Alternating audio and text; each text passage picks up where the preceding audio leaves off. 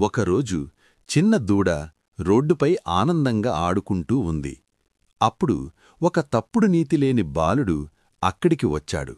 అతని దూడను పట్టుకుని దగ్గరలో ఉన్న గుంతలో వేసేశాడు. దూడ భయంతో పెద్దగా అరవసాగింది. ఆ శబ్దం విన్న తల్లి ఆవు అక్కడికి పరిగెత్తుకుంటూ వచ్చింది.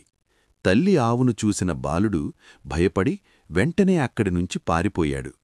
తల్లి ఆవు రైతు వద్దకు వెళ్లి ఆందోళనగా మూతిచూపులతో ఏదో చెప్పడానికి ప్రయత్నించింది. ఆవు భయాన్ని గమనించిన రైతు వెంటనే ఆమెతో పాటు వచ్చాడు.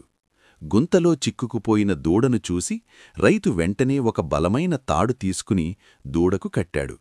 నెమ్మదిగా లాగి దూడను గుంతనుంచి బయటకు తీశాడు. దూడ బయటకు రావడంతో తల్లి ఆవు ప్రేమగా తన దూడను కౌగిలించుకుంది. రైతు కూడా నవ్వాడు. అందరూ సంతోషంగా నవ్వుతూ, దయచేసి సబ్స్క్రైబ్ చెయ్యండి అని చెప్పారు.